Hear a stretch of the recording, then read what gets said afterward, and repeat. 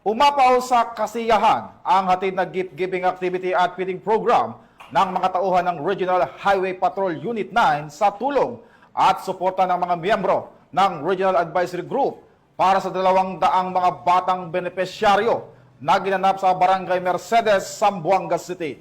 Ang aktibidad ay nagpatibay ng tiwala at magandang relasyon sa pagitan ng mga tauhan ng Regional Highway Patrol Unit 9 at ng mga residente ng Barangay Mercedes, Zamboanga City dahil dito mas nagiging bukas ang komunidad sa pakikipagtulungan sa kapulisan para sa kapayapaan at kaayusan. Patrolman Mark Roland Feliciano para sa Balita.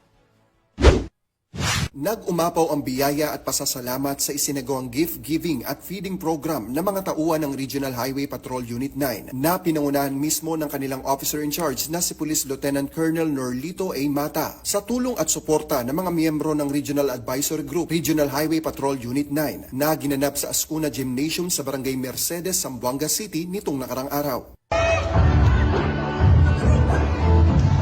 Umabot sa 200 mga bata ang napasaya ng ating mga kapulisan sa hatid nitong mga school supplies na magagamit sa kanilang pag-aaral. Damang-dama ang saya sa programang hatid ng PNP sa ating mga kababayan at mas naging masaya pa na magbigay ng dance performance ang mga bata na ikinatuwa naman ng mga nagsipagdalo.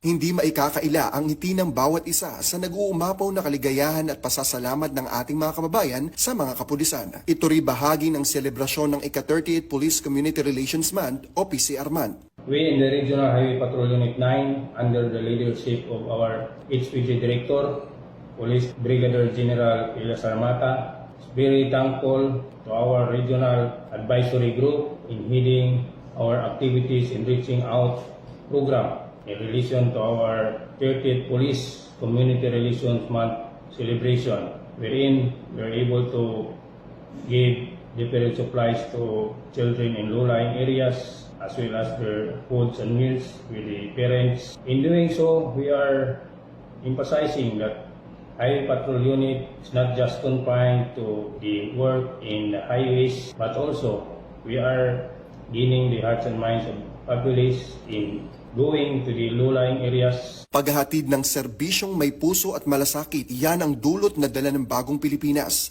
Ang pagtibayin ang magandang relasyon ng kapulisan at komunidad. Kami ang Highway Patrol Group, ang kakampi nyo sa kalsada na patuloy na magbibigay ng serbisyong HPG. Dahil dito sa ating bagong Pilipinas, ang gusto ng pulis, ligtas ka. At sa iba pang balitang serbisyong HPG, tumutok lamang sa aming YouTube channel at Facebook page na Police News Network. Mula sa tanggapan ng kakampi nyo sa kalsada, ako po si Patrolman Mark Roland Feliciano para sa Police News Network. Alagad ng batas, tagataguyod ng balitang pulis.